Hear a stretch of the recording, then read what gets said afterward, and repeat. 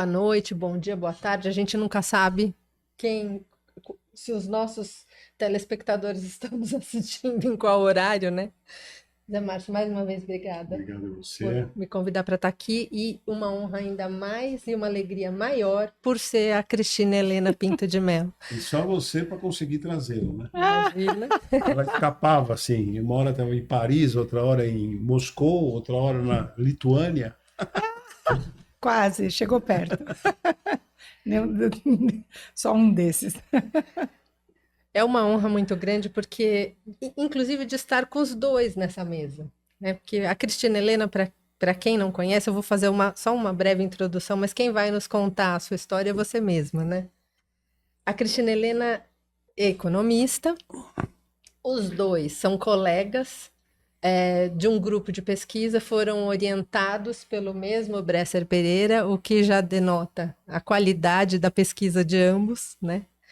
E, inclusive, a Cristina, e aí eu queria que você contasse também um pouco para a gente, porque eu imagino que vocês tenham muitas histórias sobre essas discussões do novo desenvolvimentismo, isso é uma pauta que está aqui hoje para nós. E a Cristina agora também vai nos contar, ela está se debruçando sobre a questão dos conselhos, né? É uma área que eu sei que você foi buscar até mais conhecimento do que já tem, né? E é um novo caminho, e que a gente sabe que um dos maiores desafios hoje para os conselhos é ampliar a representatividade e a diversidade, não só das mulheres, né? Mas dos pretos e das pretas, dos quilombolas e assim por diante, né? Mas a gente sabe que esse é um passo que o Brasil está tentando dar e tá um pouco lento ainda, né, Zé Márcio? Mas, Cris, conta pra gente, por favor. Faça você como a gente brinca, né? Mini O seu Wikipedia. mini Wikipedia. Esses dias eu escrevi um texto sobre ser economista, né? E lembrei de uma cubana que se apresentou num congresso dizendo que ela era mulher, um filho, uma tese e uma revolução, né? Eu achei sensacional o jeito dela de se Como é que é? apresentar. Uma tese, um filho e uma revolução. E uma revolução. E aí eu me apresento como economista, mulher, um filho, um golpe civil-militar, né? E essa sou eu acho, que dá para me definir desse jeito. Economista foi por acidente, eu queria ser agrônoma, eu cresci e nasci na ditadura militar, entendendo que esse era um país que seria o celeiro do mundo, né, com uma produção agrícola que sempre foi muito exaltada, louvada, principalmente durante a minha infância, mas um país com fome, né, uma contradição. Então eu pensava em ir para a agricultura para fazer pesquisa genética de planta, para aumentar a produtividade, para alimentar as pessoas. E não fui porque teria que morar fora de São Paulo, teve uma desavença em casa, e então eu fiz, minha mãe mandou bater, entrei na Pontifícia Universidade Católica de São Paulo para fazer o curso de economia. Em vez de prezar, que morar em Piracicaba. E aí seu pai provavelmente não achou essa ideia muito... Ele não gostou nada da ideia, ele achou que... Ele tinha muito medo, né, do que podia acontecer comigo, e eu cresci ouvindo isso. Que ele ia ter que me buscar um dia no DOI-CODE, porque eu sempre falei o que eu pensava, desde pequena. Então o medo dele não era com relação a questões morais, assim, Acho que não. Das festas, eu digo, né? Acho que não. E também a distância, né? Talvez, né? De você ficar longe. Mas, enfim, era uma outra sociedade machista, né? Mais controladora. Mas eu acho que não, porque a minha estratégia foi de ir para um lugar que era um lugar de resistência política, porque eu pensei, se é o medo dele, é o risco, ele vai me deixar fazer agronomia. É 1 ano, e ele muda de ideia. Mas eu entrei na PUC, eu não vou esquecer nunca disso, porque eu desci a rampa e tinha um cartaz assim, Semana Josué de Castro, Semana de Combate à Fome. Que ano que era, Cris? 1983, E a PUC era punjante. É punjante, mas era... Eu olhei para aquilo e falei, tem um outro espaço para discutir fome, tem um outro espaço para discutir questões que me importam, que me são caras. E as primeiras aulas eu não entendia nada. Quantos anos você tinha? Aí eu tinha 17. E aí eu olhei para aquilo e falei, meu Deus do céu, né? Diferença de valor e preço, né? Meu primeiro professor foi o Ricardo Abramovay. Grande professor. Tinha acabado de voltar da França, de Paris, e a régua lá em cima. Eu tinha muita dificuldade de entender, mas eu comprei o desafio. Eu falei, eu vou entender essa diferença, eu vou estudar. E aí, quanto mais eu estudava, mais eu me encantei com a economia e não parei. Quem mais você lembra do primeiro ano? No primeiro ano a gente tinha o curso básico, Zé Márcio. Então, a gente fazia disciplinas, era um projeto pedagógico muito interessante que misturava todas as áreas de formação. Nós tínhamos problemas filosóficos e teológicos do homem contemporâneo, nós tínhamos sociologia, comunicação e expressão verbal, psicologia e metodologia. Eram 5 disciplinas básicas que todos os alunos da universidade tinham que fazer. E fazíamos juntos. E aí tínhamos o curso de economia, introdutório, e uma disciplina que... O introdutório era o Ricardo Abramovay. Era o Ricardo Abramovay. Brilhante. Brilhante. E o segundo professor de economia que você teve nessa ordem? Não, porque aí no segundo ano já entrou um monte de professor de economia, né? E aí eu fui ter aula com a Rosa Maria Marques, de economia política, com a Vilnese Henriques, com a Leslie, também de economia política. Fui ter aula com a Luísa Mercadante. Mas a Rosa, com talvez no segundo ano, né? Porque... eu não, a Rosa foi terceiro ano. Terceiro ano, porque ela entrou no mesmo concurso que eu.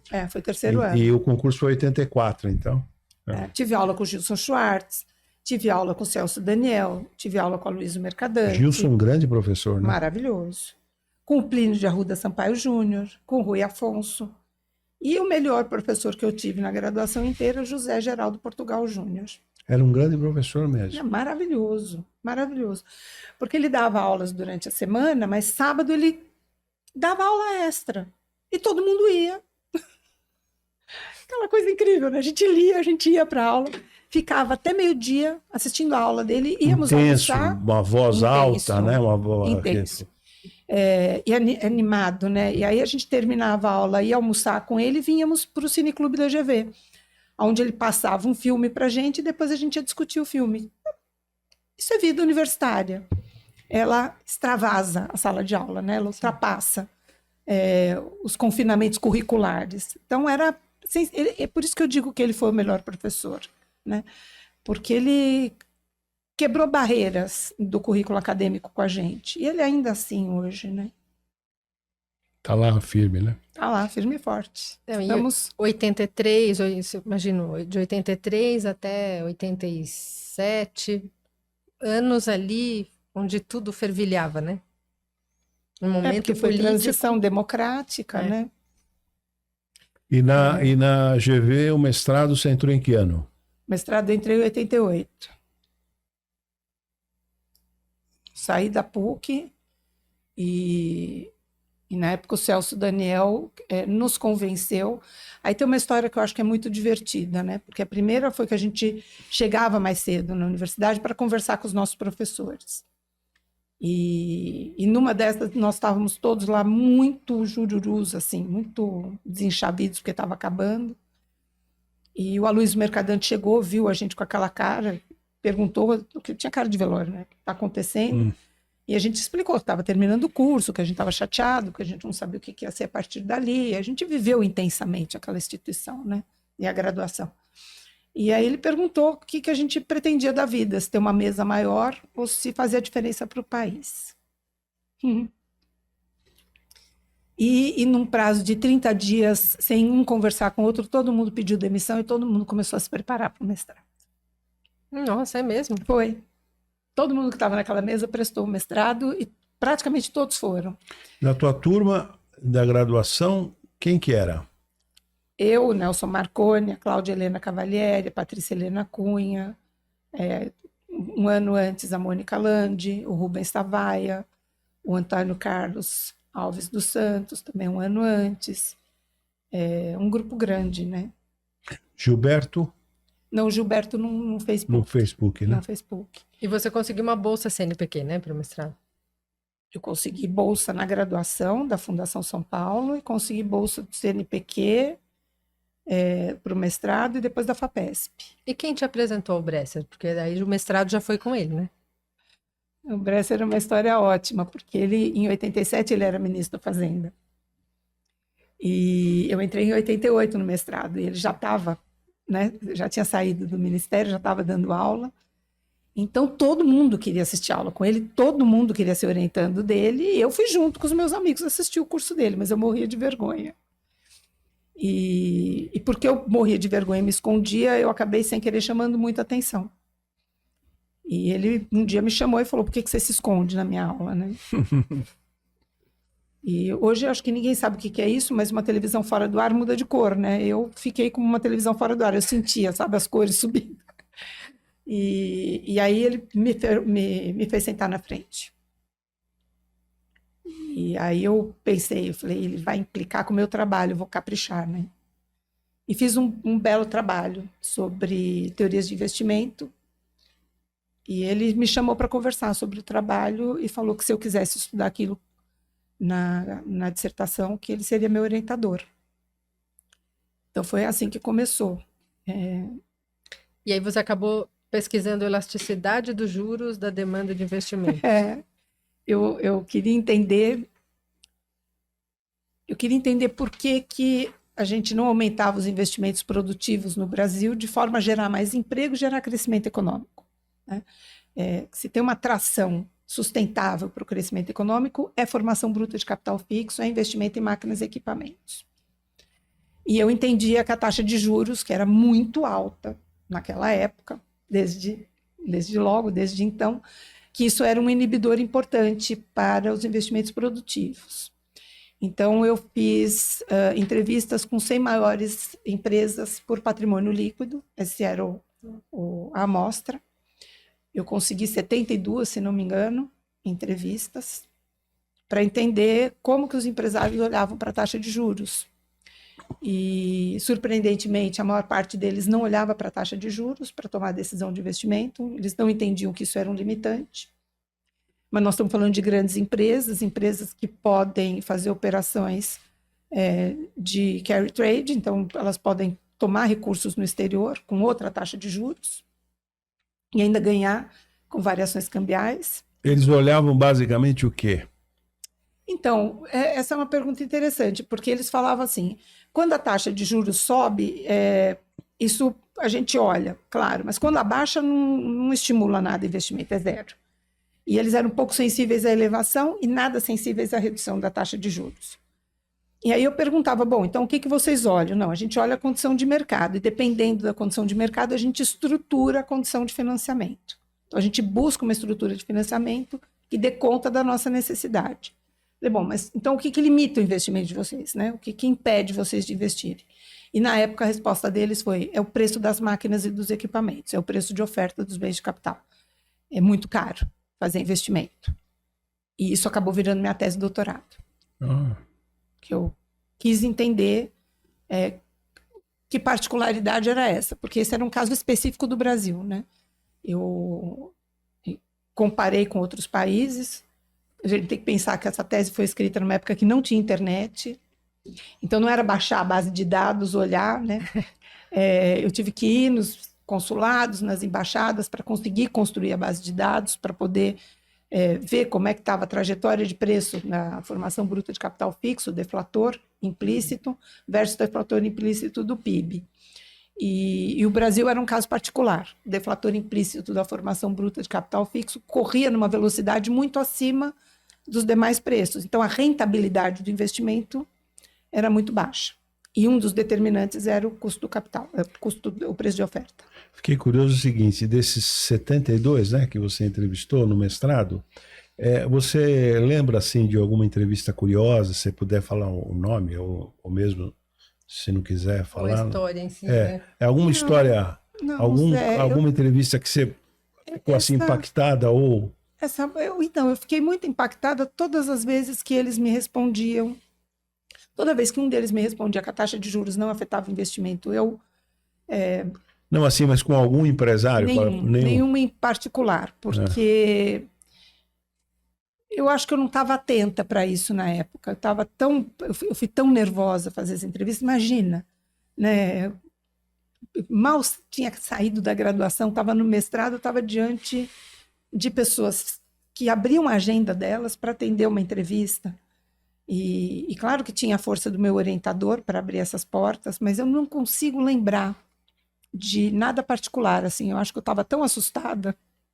Agora, se a gente tem um dado que chamou a atenção, trazendo para cá, né, para 2024, essa questão que eu acho que está ligada a todo o seu tema de pesquisa, essa questão do novo desenvolvimentismo, né? A gente hoje está com uma taxa de 83,4%, próximo da máxima da capacidade instalada da nossa indústria. Claro que a indústria brasileira, que quando você estava ali pesquisando em 88, o cenário era totalmente diferente de hoje. Até uma dúvida que eu tinha, se a nossa indústria encolheu de lá para cá. Imagino que sim, né? Mas será que a cabeça desse empresário, hoje ele tem um outro tipo de preocupação com juros, ou será que ele continua não compreendendo exatamente aonde que ele tem que ir? Essa é uma pergunta bem interessante, Regina. Bem interessante. Vou gostar muito de responder. Porque quando você estava fazendo essa colocação agora, me veio à mente o falecido e vice-presidente, né, José Alencar, que fazia toda aquela pedagogia de combate à alta dos juros, lembra disso, né? Hoje a empresa dele... Coteminas, né? Coteminas está até, acho que em recuperação judicial, posso estar enganado? Acho que sim. Eu não sei, né? Ou está passando alguma dificuldade, né? O presidente da Fiesp. Mas o Zé de Alencar, você chegou a entrevistar na época? Não. Tá. Não. Olha, acho que a primeira coisa que a gente precisa olhar é que eu fiz essas entrevistas num contexto em que a inflação era muito alta. Então, isso ajudava bastante. Apesar da taxa de juros nominal ser alta, a taxa de juros real era amenizada pelo processo inflacionário. A inflação era muito veloz, muito rápida. Então, para quem sabia jogar com indexador, isso era uma facilidade. Hoje a gente não tem essa facilidade. Hoje a taxa de juros alta, real, é alta, e você não tem gestão sobre essa taxa com indicadores de inflação, coisa que você tinha na época. Então mudou bastante. De lá para cá, vamos pensar o seguinte, 80, o que a gente tinha? A gente tinha uma estrutura produtiva que tinha sido deliberadamente pensada e criada, com compras governamentais, né, com suporte de banco público, com direcionamento de crédito, com um projeto de industrialização do Brasil. Por quê? Isso não mudou, porque nós tínhamos uma tendência à deterioração de preços de intercâmbio. Então, o que a gente exportava, que eram produtos de commodity, eram produtos de baixo preço, baixo valor agregado, e o que a gente importava eram produtos de alto valor agregado. Né? Então, a gente tendia a ter um desequilíbrio de balanço de pagamentos nessa negociação. Isso vem desde 1600, mais ou menos. Outra característica importante que a gente não pode esquecer, quando a gente fala de commodity, quanto mais você ganha de produtividade na produção de commodity, mais você exporta esse ganho para o consumidor que compra o teu produto lá fora. Não fica para o produtor aqui. O nosso agricultor não ganha com as inovações e com o aumento de produtividade como deveria. Tá? Claro que ele ganha. Mas se fosse um ganho de produtividade em indústria, onde você tem poder de precificação e poder de mercado, o ganho é muito maior. No caso de commodity, você não tem esse poder. Então, o que acontece? Se aumenta muito a produção, você joga no mercado internacional, o preço cai. O preço cai, você ganha, é claro, mas não ganha o que você poderia ganhar. Então, a gente sofria e sofre com essa condição. Né? Uma outra questão importante, os bens comoditizados, eles normalmente são a base do que a gente chama de pirâmide de Maslow, a base do consumo. Então, quando você aumenta a renda, é baixa a elasticidade de renda do consumo desses bens, não aumenta a demanda por esse consumo. Mas quando aumenta a renda de um brasileiro, você aumenta o consumo de serviços, você aumenta o consumo de produtos industriais. Então, o que acontece? Vamos supor que todo mundo no mundo corresse a uma taxa de crescimento de 1% ao ano. Todo mundo igual. A gente vai exportar menos e importar mais. Então, a gente sempre tem gargalo de balanço de pagamentos. Por isso que a gente tem voo de galinha. né? E a forma da gente enfrentar isso é com desvalorização cambial e inflação ou com um ajuste de contas domésticas, com redução de demanda e encolhimento da economia. Você provoca uma recessão. Então, ou a recessão resolve ou a inflação resolve. Isso explica muita coisa. O governo Dilma enfrentou esse dilema. Ninguém fala, mas esse é um dos grandes problemas, que não foi resolvido e que ninguém toca nesse assunto, porque é um problema de estrutura produtiva, não é um problema de arranjo de política econômica. Então, a gente teve uma desindustrialização grave, séria, que não é discutida e que deveria ser discutida. Então, quando a gente fala que a nossa capacidade máxima instalada da indústria está chegando quase no topo, é de uma indústria encolhida. A participação da indústria no PIB caiu. Agora, o que você está dizendo é o seguinte, a gente retomou o crescimento, né? A gente está com uma economia aquecida, estamos gerando emprego, estamos crescendo, e é óbvio que para produzir você ocupa essa capacidade. Então, tecnicamente falando, né, dos modelos de investimento, o que acontece? A gente tem uma coisa que a gente chama de modelo de acelerador flexível. Então, toda vez que o PIB cresce e que você passa, vamos supor, você vai ocupando sua capacidade ociosa, e aí você começa a ocupar a capacidade excedente. A capacidade excedente, ela é estratégica, sempre existe. Tá? Por quê? Porque você, obviamente, não vai deixar entrar uma firma nova no mercado porque teve um crescimento da economia. Você tem que ter capacidade de resposta. Então, você sempre pensa numa planta produtiva maior do que aquilo que você espera vender. Porque você quer ter uma retaguarda para, no caso de um aquecimento da economia, você ter capacidade de resposta. A capacidade ociosa, não, ela não é planejada. Você planejou ocupar e não consegue porque não tem gente para comprar. Então, vamos lá. Você começa a crescer a economia, você vai ocupando a capacidade ociosa, você bate na capacidade excedente. Quando você entra na capacidade excedente, você começa a ser um sinal de alerta de qualquer empresa. Né?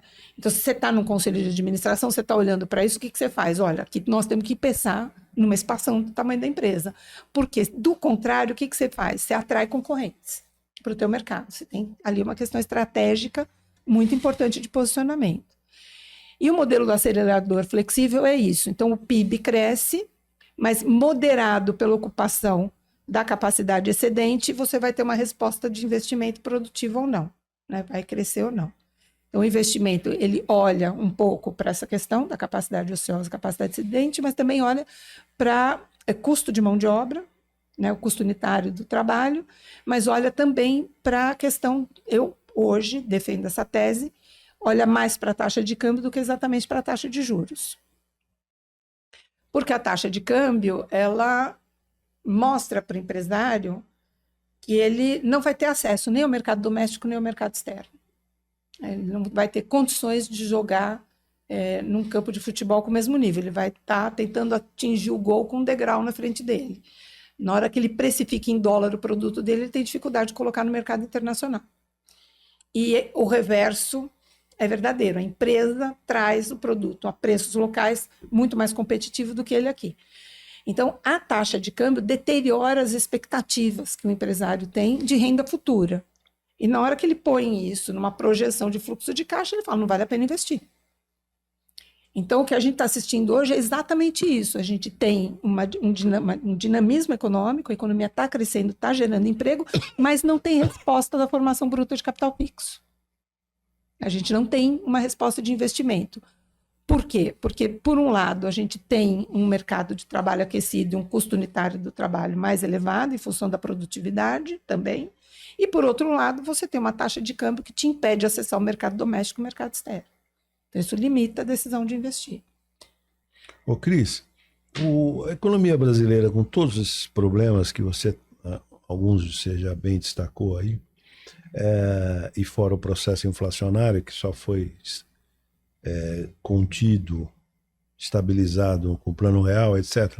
Mas tem algumas trajetórias interessantes, né, de grupos empresariais. Né? Me ocorre aqui o Ometo, Rubens Ometo Silveira Mello, né? Grupo Cosan e tal. Aqui no Brasil ainda há possibilidade de se fazer fortuna em uma década e meia. E, ao mesmo tempo, o descenso, né? Me ocorre aqui Eugênio Staub, da Gradiente. A Gradiente chegou a ser uma empresa interessantíssima, importante, e depois meio que colapsou. Está viva ainda aí, mas... Então, queria te perguntar assim, que grupo empresarial você particularmente acompanhou nesse período, ou você teve mais uma preocupação de fazer uma análise do agregado? É mais do agregado, eu acompanhei mais o setor de bens de capital, né? Participo de um grupo que se chama Brasil Primeiro, que são empresários do setor. Acho que eu acompanhei mais o setor de máquinas e equipamentos do que qualquer outro. Eu acompanho pouco, mas eu vejo, Zé, que tem, de fato, você tem sempre uma oportunidade na crise, né? Então, no agregado, é essa resposta que eu te dei. No individual, as empresas podem se posicionar e se beneficiar dessa estrutura se elas tiverem uma boa estratégia, né? É possível não só sobreviver, como crescer.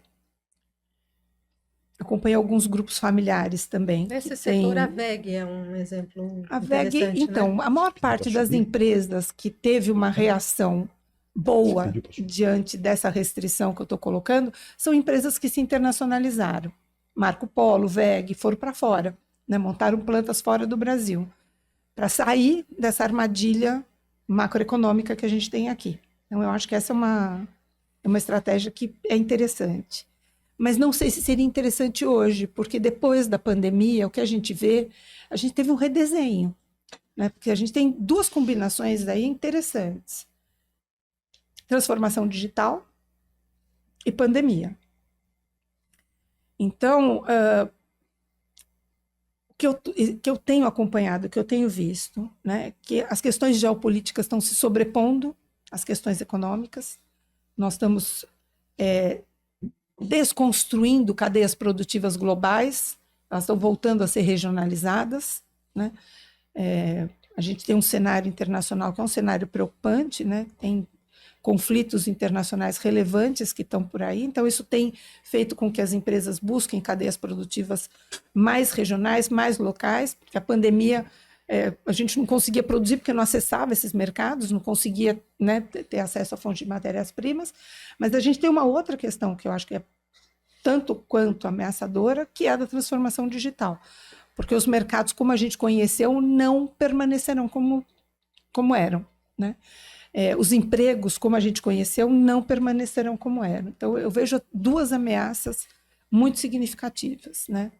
Política, geopolítica e a questão digital. Cris, adorei as tuas considerações aí, que partiu das teses, né, que você fez. Mas eu queria que você voltasse e a tua experiência docente, né?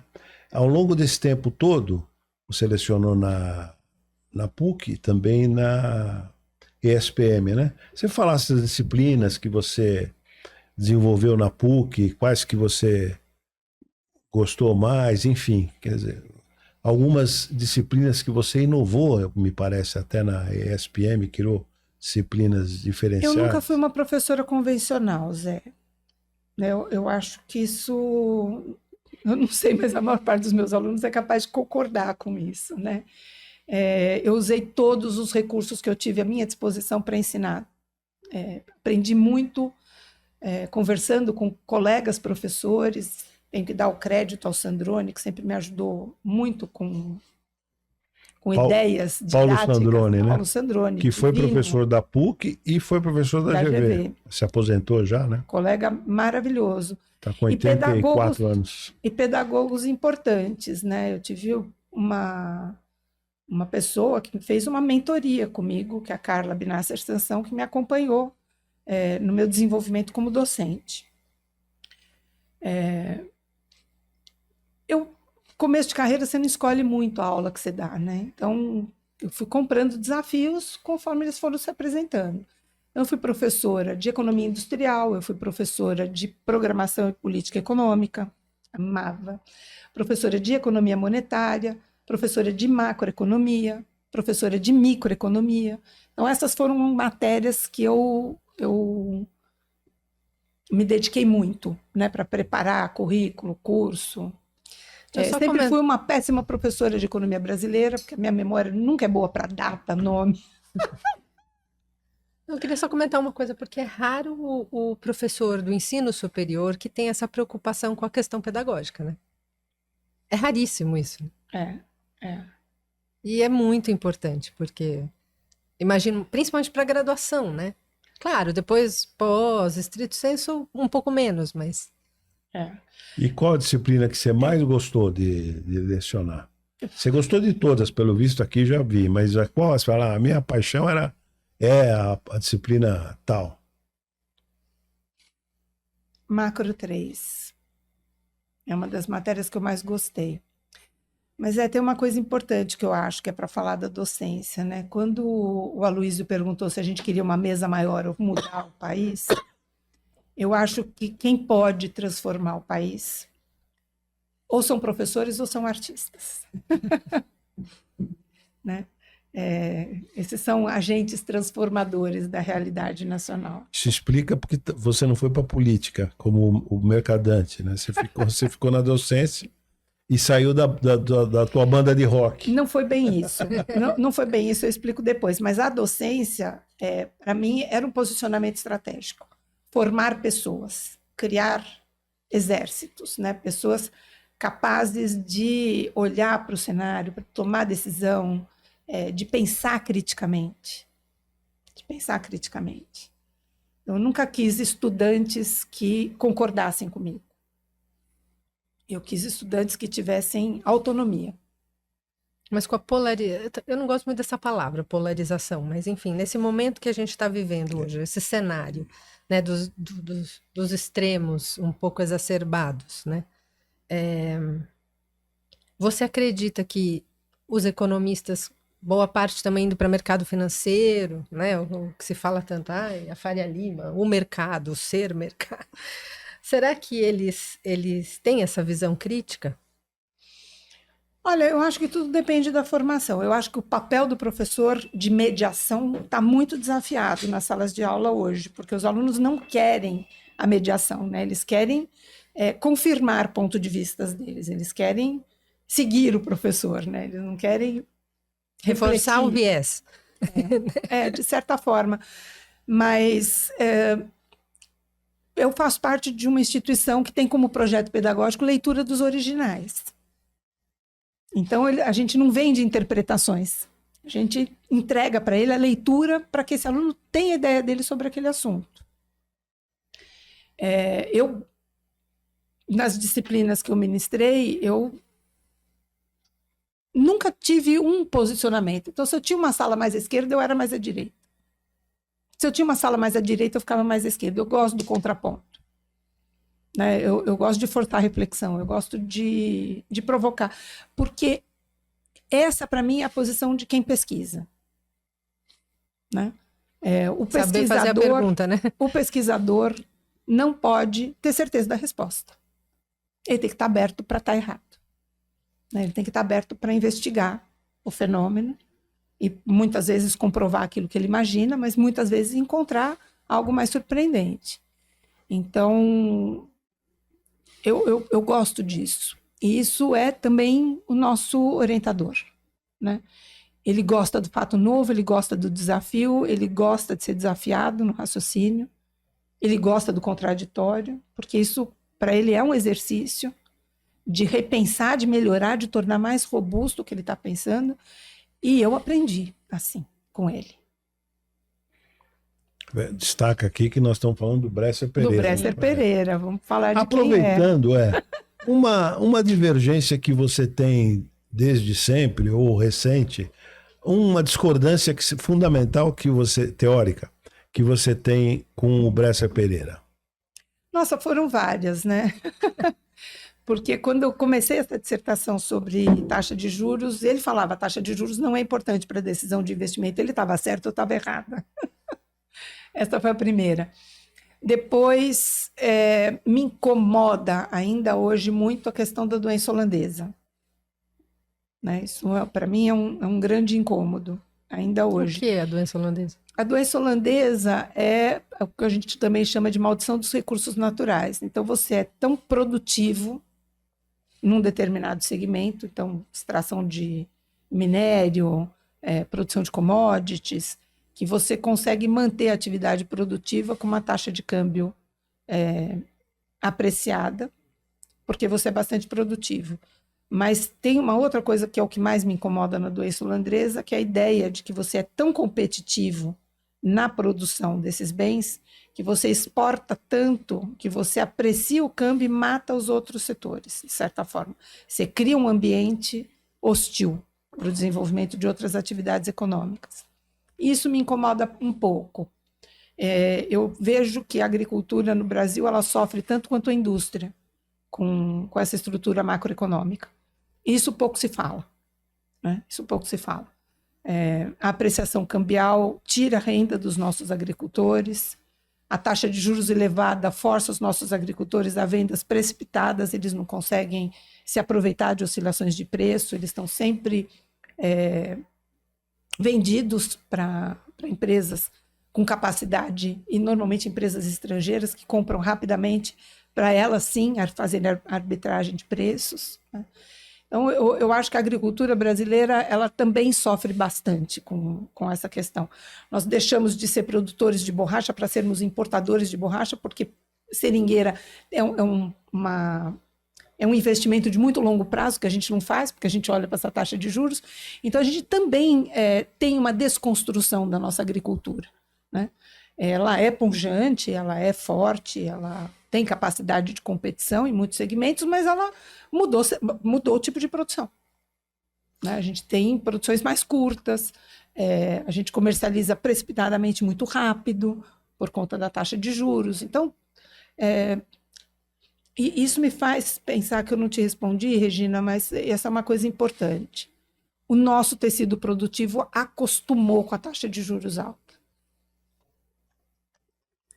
Então, reduzir a taxa de juros não pode ser feito de bate-pronto, porque muitas das nossas empresas retornam para os seus acionistas ganhos em função das suas aplicações financeiras também, né? Não é só a atividade produtiva, também é a atividade financeira delas.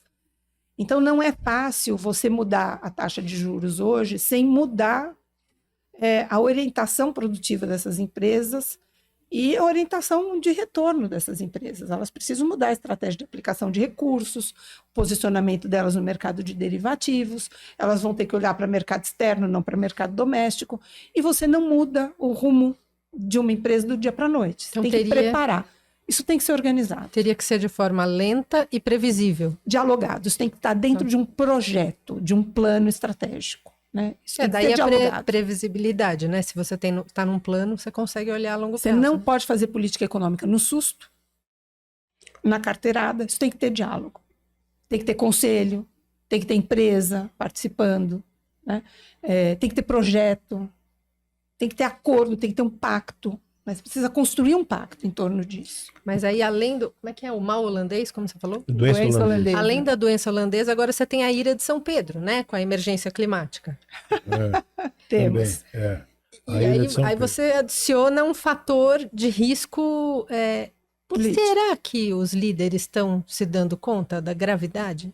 Acho que ainda não. Né? Estou falando dos líderes empresariais, não, nem Regina. tanto dos líderes. Os líderes políticos, eu acho que a gente sabe que muitos não estão, né? Então, a gente ouve muito falar de ESG, né? Essa é uma agenda que acabou se colocando imperativa dentro dos conselhos, porque muitos conselhos e muitas empresas perceberam que essa é uma questão de risco que precisava ser olhada, né? Não é uma questão de despesa, não é um gasto.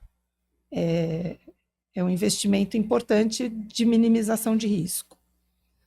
Mas eu não vejo uma mudança importante na forma de produzir, na condução dos negócios. Eu vou dar 2 exemplos para isso. Eu estive recentemente em Brumadinho. E o que se vê é uma minimização de danos, mais do que uma mudança no padrão de exploração. Então, você percebe que a questão do risco ela se sobrepõe. Eu não vou pagar indenização porque eu vou minimizar o risco. Mas mudar o processo de produção, é bem verdade que isso demora, você não faz isso também numa tacada, isso tem que ter um projeto, e me parece que o projeto está em curso, mas isso não aconteceu ainda.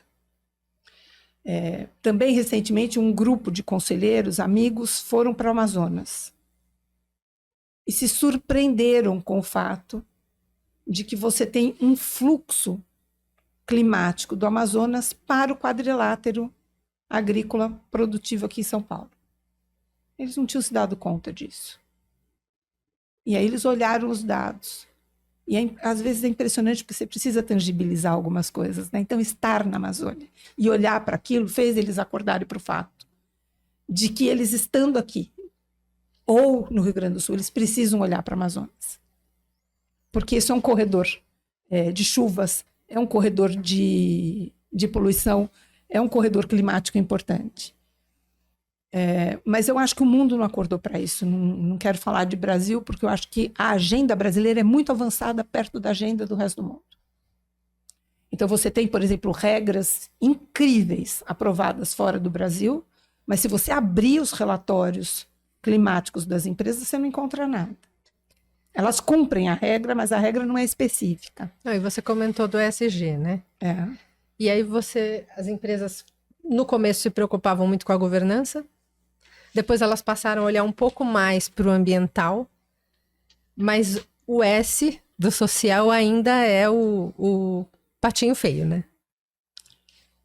Você vê um pouco mais sobre as questões, um pouco de diversidade, mas quando você fala em direitos humanos, que aí tem tudo a ver com a questão de Brumadinho, você vê que é talvez o último ou penúltimo tópico, se é que se discute.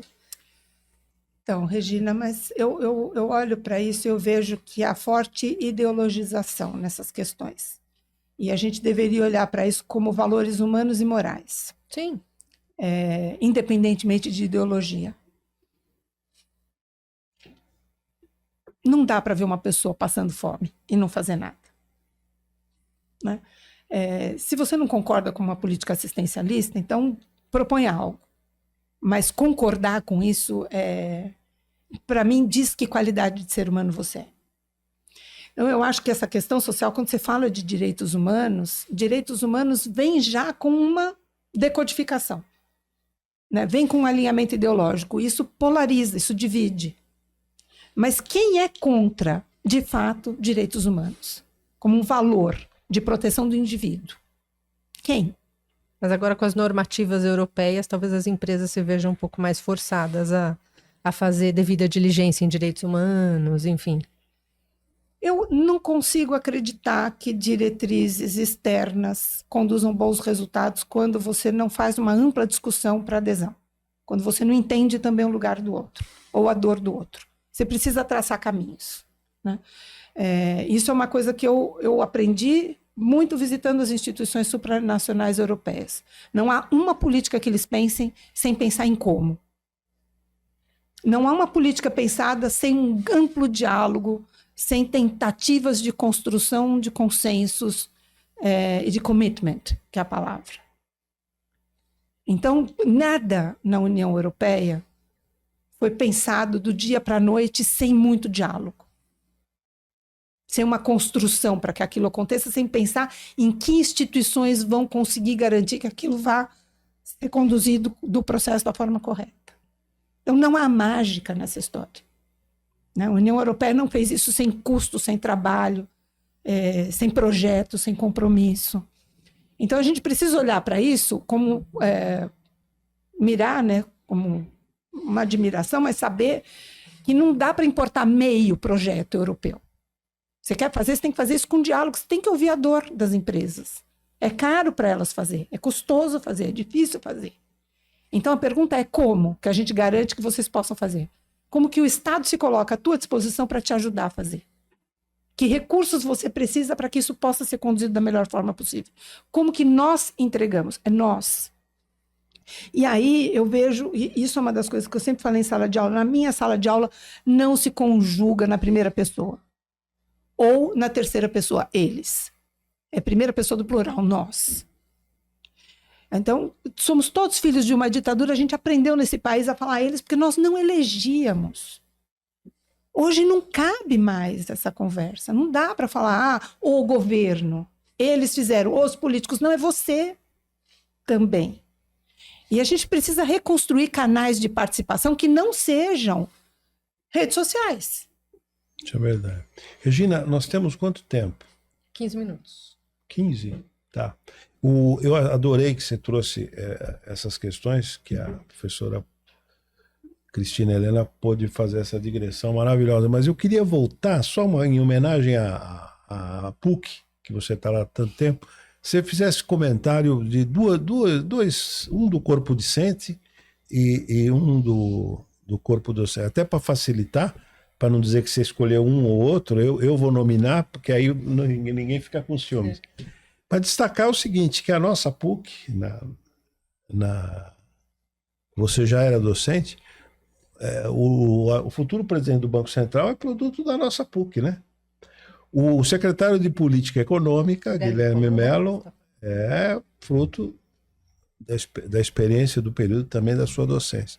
Então, que você pudesse comentar sobre o Gabriel... do Fundo Monetário, o André Roncagra André também. Roncagra também, perdão, tinha esquecido. André Nosso Roncagra. egresso.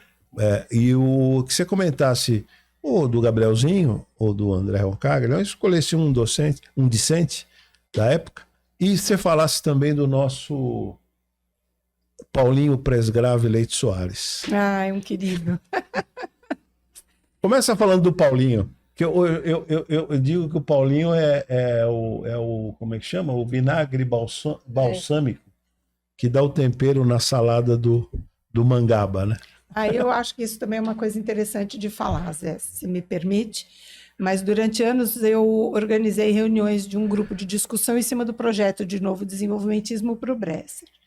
E recentemente a gente passou a fazer essas reuniões no edifício Mangaba, na rua Sergipe, a convite do Zé Márcio, e colocamos... Que só funciona o grupo Mangaba por causa da crise. Né? E a gente colocou o nome divertido de Centro de Estudos Mangaba, uma reunião de amigos, e criamos um WhatsApp, né? Um grupo de WhatsApp para fazer esses debates. É o grupo de WhatsApp mais desafiador que eu estou, porque as pessoas têm opiniões muito diferentes entre si e elas debatem nesse grupo. E o Paulo é um provocador. E às vezes bate forte. E o Paulo é um provocador. Né? Ele é ousado. Ele é ousado, ele se posiciona. Eu brinco que ele gosta de rinha. Ele gosta de rinha. Não concordo com ele em muitas coisas. Mas algumas ele me desafia a pensar do porquê que eu não concordo. Né? E me faz dar um passo atrás. E fazer leituras que eu acho que são importantes, porque se eu quero fazer a crítica, eu gosto de fazer críticas substantivas. Então, agora eu estou nessa fase. Então, eu acho que o Paulo, ele é essa personagem. Né? Ele tem uma honestidade intelectual com ele. Exato. Não tem compromissos com ninguém, mas com ele mesmo. Então, se ele precisar mudar de opinião, ele muda de opinião, mas antes disso ele vai bater forte, porque se ele está falando, não foi... ele não é leviano, né? Ele estudou para falar. É capaz de citar a página. É capaz de citar a página. E é duro no embate. Então, para muitos, isso é desagradável. Né? Não é confortável. Não diria desagradável, mas não é confortável. Sim. Tira as pessoas do seu lugar. Tem gente que se incomoda muito com isso. O meio digital, ele é desafiador também. A gente tem baixa educação midiática, né? Para usar o termo correto.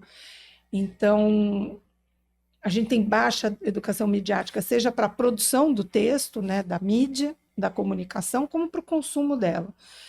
Então, muitas vezes, o tom que o Paulo coloca é como se ele estivesse presencialmente conversando com você. E muitas vezes esse tom é recebido de uma forma muito dura para quem está do outro lado. Então, esse, para mim, é um dos grandes desafios desse grupo. Até porque não tem o tom da voz Não tem o dele tom e da ele é uma voz. pessoa muito doce, Não tem o olhar, né? não tem o olhar é expressivo. Sim. Né? Então, Bem lembrado. Isso é bastante difícil. É.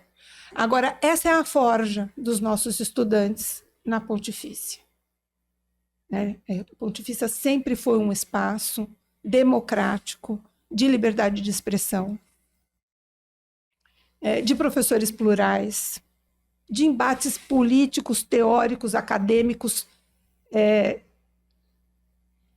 na ausência do medo. Então, isso envolve os nossos estudantes e forma nossos estudantes para essa ascensão, né? Porque você transmitir direito o conteúdo, você formar tecnicamente um profissional, é claro que vai permitir a ele uma empregabilidade, mas a ascensão dele dentro da empresa exige outras habilidades, além das técnicas, além das conceituais, e a habilidade política é uma habilidade importante. E é uma grande instituição que muda vidas, né? A gente citou nomes que são conhecidos de todo mundo, mas eu tenho a honra, o orgulho, a alegria de dizer que agora, nesse último mês, um aluno meu do ProUni, que foi o primeiro da família que não sabe o que é fome, primeiro dos irmãos, não é o primeiro da família em relação a pai e mãe, em relação aos irmãos, que não sabe o que é fome, que disputou uma bolsa de estudos para ir para a França com 1.300 estudantes e ganhou.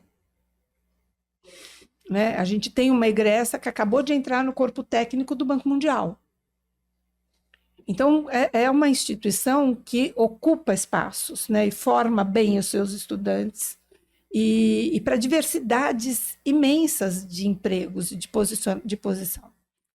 Cris, o tempo nosso acabou, mas eu que não resisto a aproveitar da tua capacidade crítica e analítica.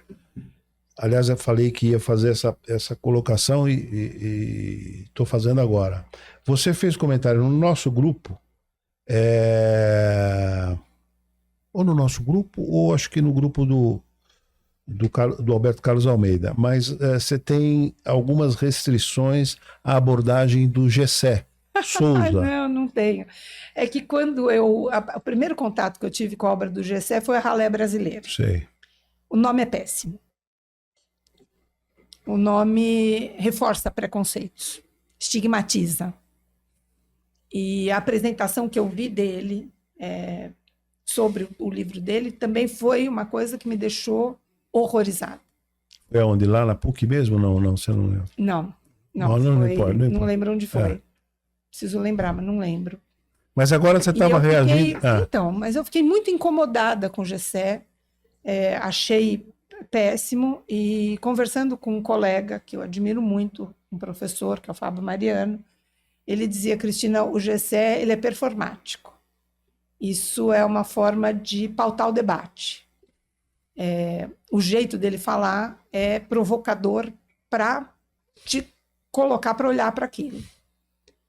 Mas eu estava muito incomodada com o nome Ralé Brasileira, eu achava superficial mesmo, e aí eu fui ler o Elite do Atraso. E eu comecei a ler, porque se eu vou falar mal de alguém, eu vou falar mal de alguém que eu li, né? Estudei. Aí eu fui ler o Elite do Atraso, e o Gessé é substantivo.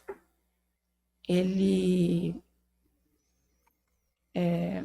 tem um ponto ou dois aí. É mais do que um ponto ou dois. Ele é robusto do ponto de vista metodológico, da filosofia da ciência, e ele usa da retórica.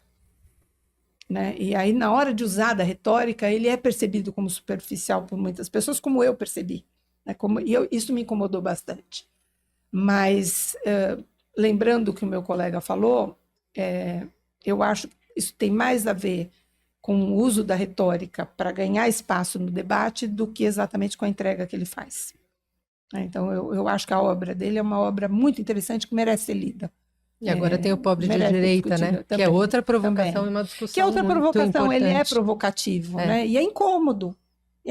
Já pensou em convidar? Causa desconforto, mas Ele é meu amigo, ele virá aqui. Já está convidado. Está convidado, mas não está agendado. Mas está convidado, sim. Virá. Ótimo, excelente. E ele até já teve 2 vezes conosco lá no canal do Paulo Gala. Mas ele é uma figura interessante. Cris, maravilhosa entrevista. Você tem que voltar, né? Tem que voltar. Acho que depois das eleições americanas vai depender do que aconteça com os juros, com o câmbio. E tem um monte de coisa ainda para a gente abordar, né? Mas o tempo estourou. Quando imaginaríamos esse cenário internacional, né? Mas Falar de Oriente Médio. Mas como você vai voltar em breve, a gente diminui a nossa ansiedade aqui. Obrigado, Muito Regina. bom. Eu que agradeço o convite imensamente. E você foi muito bem, viu? O professor gosta de dar nota, né? Que nota eu tirei? 10 com distinção e louvor. Obrigado, Cris. Obrigado. Obrigada. Obrigado a todos os internautas. E a professora Cristina Helena Pinto de Mello voltará. Obrigado a todos.